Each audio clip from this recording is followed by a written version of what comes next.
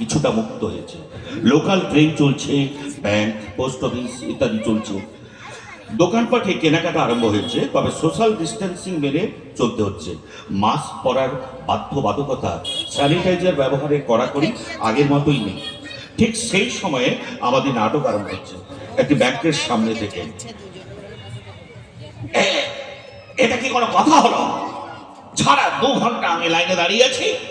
কোথা থেকে কাজের নিয়ম জারি করেছে 4 জনের বেশি ব্যাংকের ভেতরে থাকবে না। 4 জন বাইরে এলে তবে পরের 4 জন। বাইরে লাইন পড়েছে বাস স্ট্যান্ড অবধি। এখন যখন আমি সামনে এসেছি তখন বলছে ঢোকা যাবে না। মগের মুলুক পেয়েছে নাকি? কি হয়েছে কাকু?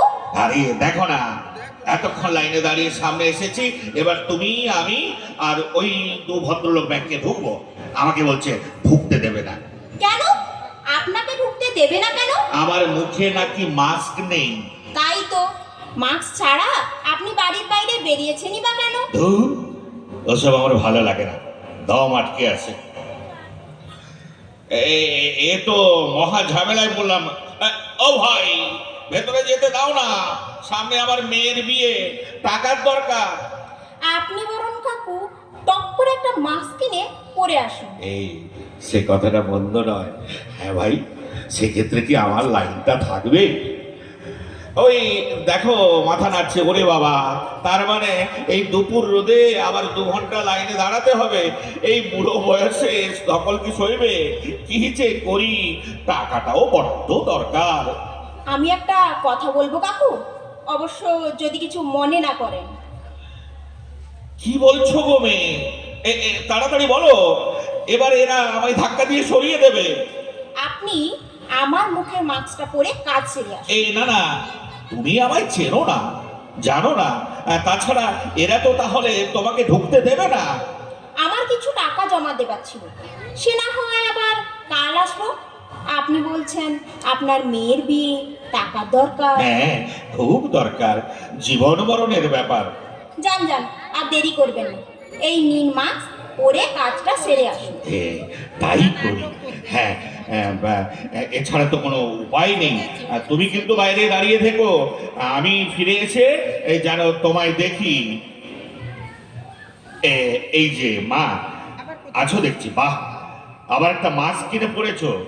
ভালো হয়েছে কাকু। খুব সুন্দর হয়েছে। তোমার সত্যি চয়েস আছে। আমি কিন্তু এটা তোমায় দিচ্ছি না। এ মা, ছি ছি, ফেরত দেবেন কেন? তবে ওটা তো আমার পরা মাস্ক, পরিস্থিতির চাপে মুখে পড়তে বাধ্য হয়েছিলেন। ওটা খুলে ফেলে নতুন একটা কিনে পড়লে হতো না? মুখে তো পড়িনি। কিছু বললেন? না না, কিছু না। কিন্তু আমার উপকার করতে গিয়ে তোমার টাকা জমা দেওয়াটা আজ হলো না মা। তাতে কি, আমি তো একটু দূরেই থাকি, কাল আরো সকাল সকাল এসে লাইন দেব। তাছাড়া আপনার মেয়ের বিয়ের জন্য টাকার দরকার।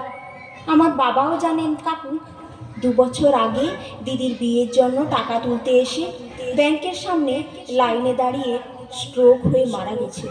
তাই আমাকে দেখে তোমার বাবার কথা মনে হলো? আমাকে দেখে? সত্যি বলছো? আমাকে দেখে তোমার বাবার কথা মনে পড়লো? হ্যাঁ, কিছু ভুল করেছি? ভুল? তুই এরোরই জিওম্যান? হ্যাঁ রে মা, তোর নামটা কি? রূপসা বিশ্বাস। হ্যাঁ রে রূপসা, তোর বাবা মারা গেল, তারপর দিদির বিয়ে হলো? হলো তো, জামাইবাবুরা খুব ভালো লোক।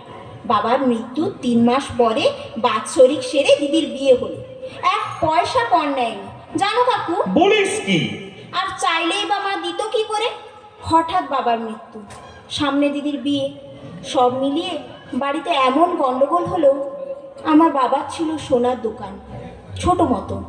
গন্ডগোল মিটলে মা দোকানগুলো খুলে দেখে সব লুট হয়ে গেছে, কিচ্ছু নেই। আহারে, কিচ্ছু নেই? কানা করিও নেই।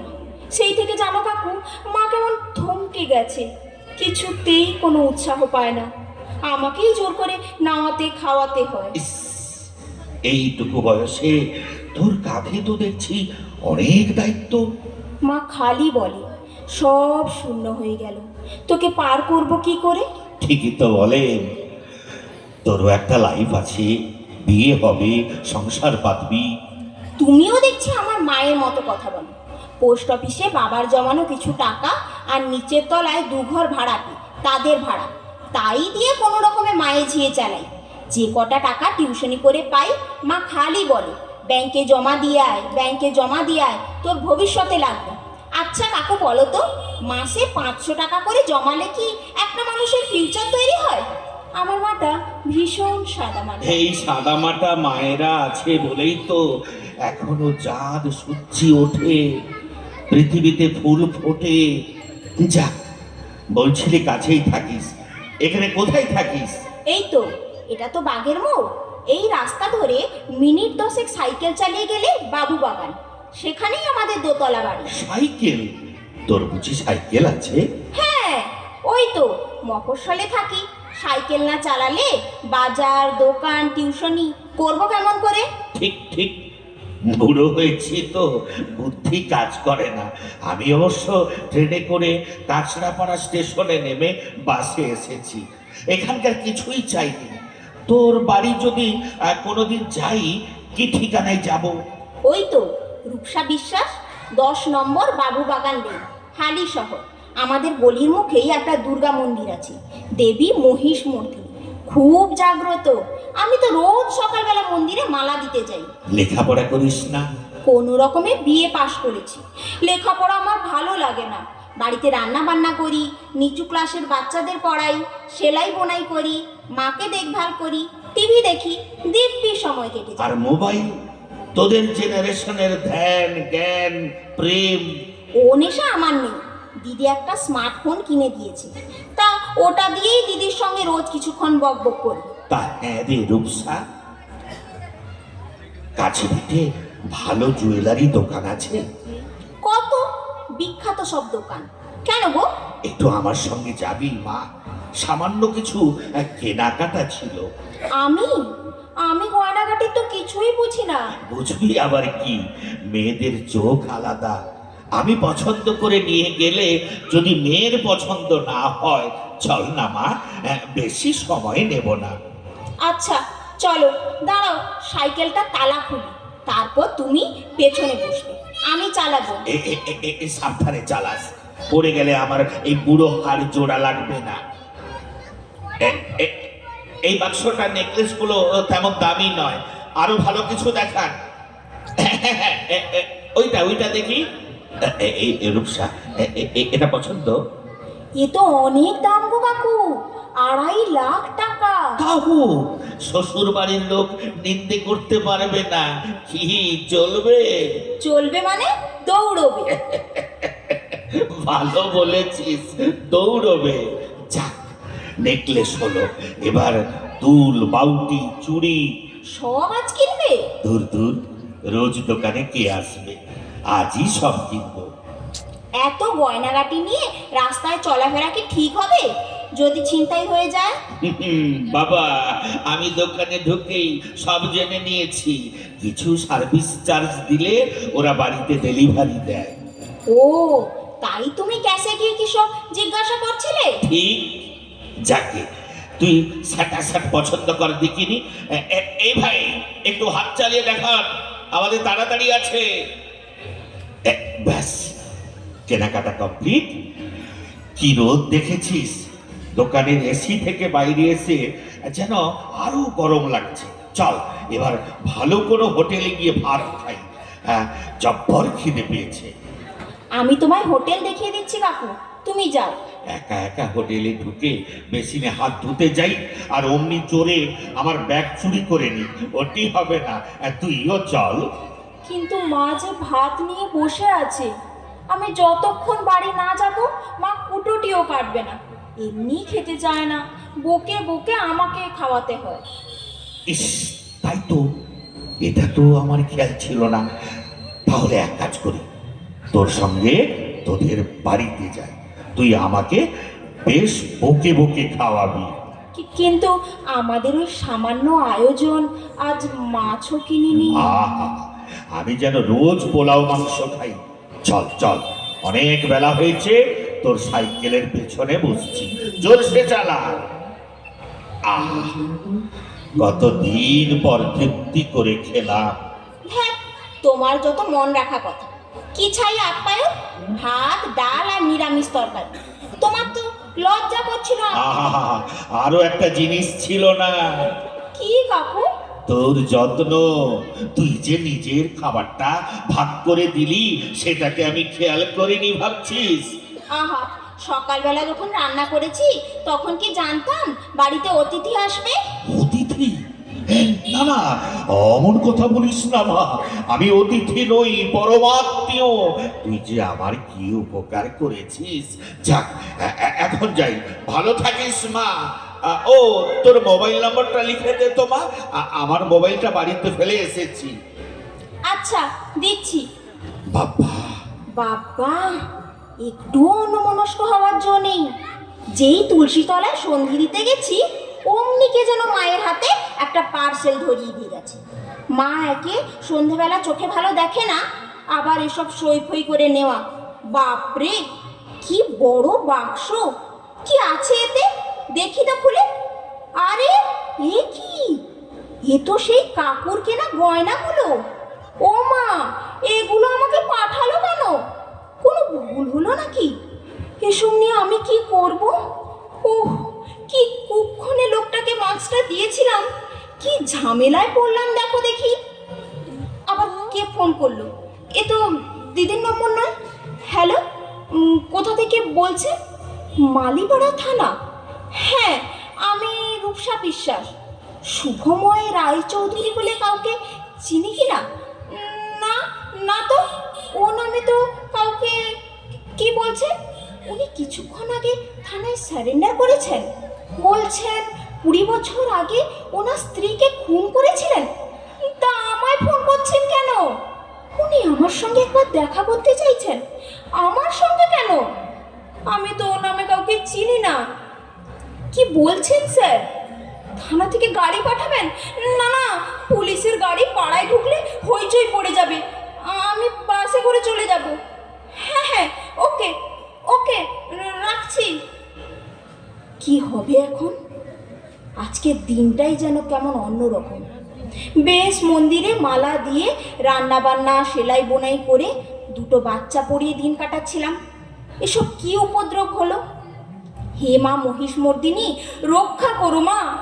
একে তো এদিকে এই 7 রাজার ধন, এত গয়না, এসব আমি রাখবো কোথায় এখন? ওদিকে পুলিশ। বাপরে, মাকে কিছু বলা যাবে না, মায়ের প্রেসার বেড়ে যাবে। দিদিকে ফোন করে বলবো, যদি বকাবকি করে। বলে, কেন তুই পাকামি করে অচেনা লোককে বাড়িতে ঢুকিয়ে ভাত গিলিয়েছিস? না না, আগে সাহস করে নিজেই থানায় যাই, তারপর অবস্থা বুঝে ব্যবস্থা। ঠাকুর ঠাকুর, দেখো মা।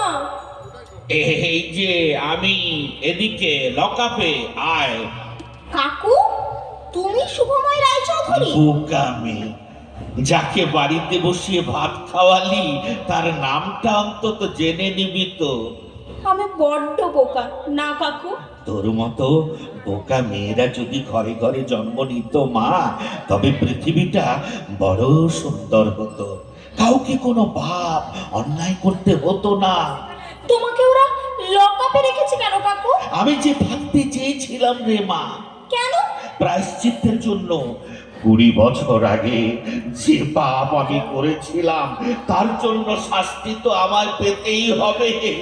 কি করেছিলে তুমি? এই হাত দুটো দিয়ে, জানিস, এই হাত দুটো দিয়ে আমি আমার স্ত্রীকে গলা টিপে খুন করেছিলাম। সে কি? কেন? আমার এক বন্ধু পত্নীর জন্য। আমি তখন তাকে বিয়ে করব বলে পাগল হয়ে গেছিলাম। সে বলেছিল যে পথের কাঁটা আমার বউকে পৃথিবী থেকে সরিয়ে দিতে পারলেই সে আমাকে বিয়ে করবে। তারপর? আমি বুঝতে পারিনি সবটাই ছিল আমার বন্ধু আর তার বউয়ের ষড়যন্ত্র। ওর বউ তো আমাকে বিয়ে করলোই না, উল্টে মোবাইলে সমস্ত খুনের দৃশ্যটার ছবি তুলে রাখলো। কেন? আমাকে ব্ল্যাকমেল করবে বলে, আজীবন আমাকে নিংড়ে শেষ করে দেবে বলে। আমি কলকাতায় এক বড় ফার্মের রিনাউন্ড ইঞ্জিনিয়ার, সারা জীবন মুঠো মুঠো টাকা রোজগার করেছি, আর সেই পয়সায় ওরা বাড়ি গাড়ি করেছে, ভয়ে বেড়াতে গেছে, আর আমি প্রতিবাদ করলেই ভয় দেখিয়েছে যে পুলিশকে সব বলে দেবে। ও আমি নিঃস্ব, রিক্ত, ক্লান্ত হয়ে গেছি এই লাগাতার অত্যাচারে। তুমি এখানে এলে কেন? পালাবো বলে। দীর্ঘদিন ধরে একটু একটু করে ওদের লুকিয়ে বেনামে ব্যাংকে টাকা জমিয়েছিলাম। আজ এসেছিলাম সেই টাকা তুলে পালিয়ে যাব অন্য কোথাও, সেখানে অন্য নামে অন্য পরিচয়ে বাঁচবো। মোবাইলটা পর্যন্ত সঙ্গে আনিনি, পাছে টাওয়ার লোকেশন দেখে আমায় খুঁজে পায়। কিন্তু সব পাল্টে গেল তোর জন্যে। আমার জন্য? ওই যে তুই তোর বাবার কথা ভেবে আমার মুখে নিজের মাস্ক পরিয়ে দিবি, আমি শিউরে উঠলাম। একটা মেয়ে তোর বাবার জায়গায় আমাকে বসাচ্ছে, আর আমি কি? আমার তো একটা মুখ নয়, মুখোশ, ভদ্রলোকের মুখোশ। এই মুখোশের আড়ালে আমি তো একটা খুনি, শয়তান। আমার বউকে যখন আমি খুন করি সে সন্তান সম্ভব ছিল, আর যদি সে বেঁচে থাকতো তোর বয়সে আমার একটা মেয়ে থাকতো। তুই বলছিস তুই বোকা? আমি তো অন্ত বোকা রে, নিজের পায়ে নিজে কুড়ুল পেরেছি। তাই তুমি নিজেই থানায় এসে ধরা দিলে? কি শান্তি যে পেয়েছি রূপসা, তোকে কি বলবো। তুই কিন্তু বিয়ের সময় ওই গয়নাগুলো পরিস মা, তোর জন্যই ওগুলো আমি কিনেছি রে। ওর ডিটেলস লিখে তোর নামে দানপত্র করে থানায় জমা দিয়েছি। কেউ ওর জন্য তোকে হ্যাকেল করতে পারবে না। তুমি আমার জন্য এত করলে, আর আমি অজান্তে তোমাকে ধরিয়ে দিলাম। ধরা দেওয়ার চেয়ে বড় সুখ কি আর আছে পাগলি? এই দেখ না, দেখ আমি কেমন তোর মাস করে বসে আছি। এটা কিন্তু আমার মুখোশ নয়, মুখ। আমি জামাইবাবুর সঙ্গে রাতে কথা বলবো। আমার জামাইবাবু বড় উকিল, নিশ্চয়ই তোমায় ছাড়িয়ে আনবে। তাহলে যে আমার প্রায়শ্চিত্ত হবে না রে মা, শাস্তি না পেলে দোষ তো কাটবে না। আর যদি তোমার ফাঁসি হয়? ফাঁসি, ফাঁসি তো হবেই। না না, তুমি নিজে যখন সব স্বীকার করেছো তখন ফাঁসি হবে না। দেখো, আমি তাহলে সুপ্রিম কোর্টে যাব, রাষ্ট্রপতির কাছে আবেদন করব যাতে আমার ফাঁসি হয়। কেন এমন করছো কাকু? আরে ফাঁসিতেই তো মজা রে। সকালবেলা চান টান সেরে নতুন জামা কাপড় পরে ফাঁসির মঞ্চে উঠব। জেলের উঁচু পাঁচিলের ওপর থেকে গান ভেসে আসবে মিষ্টি সুরে। ভোরের শুকতারা মিট মিট করে দেখবে, নরম সূর্যের আলো বলবে যে দেখো কালো রাতির আধার কেটে আবার আমি এসেছি। পাখিগুলো জেলখানার পাঁচিলে বসে নিজেদের মধ্যে কিচির মিচির করে ডেকে উঠবে। ঠান্ডা বাতাস আমার প্রাণবায়ু নেওয়ার জন্য সারা শরীরে হাত বোলাবে। ঘাসের ওপর শিশির বিন্দু আমার শেষ যাত্রার সময় পা ধুইয়ে দেবে, আর তুই ঘরে বসে কাঁদবি, খুব কাঁদবি। যখন প্রিয়জন কাঁদে তখনই তো মৃত্যু আনন্দের, সেই তো মরার আসল সময়। আমি কিচ্ছু কাঁদবো না, তোমার জন্য কাঁদতে ভারী বয়েই গেছে আমার। তুমি একটা পিচ্ছিরি ভালো লোক। কাঁদ কাঁদ, হারু কাঁদ, তোর কান্নায় চলে আমার সব অপরাধ ধুয়ে যাক।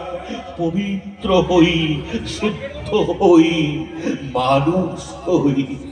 একদম কাঁদবো না, কিছুতেই কাঁদবো না। কেউ আমাকে কাঁদাতে পারবে না, কেউ আমাকে কাঁদাতে পারবে না, কখনো না। কোনো দিনও না। নমস্কার। নমস্কার। নমস্কার।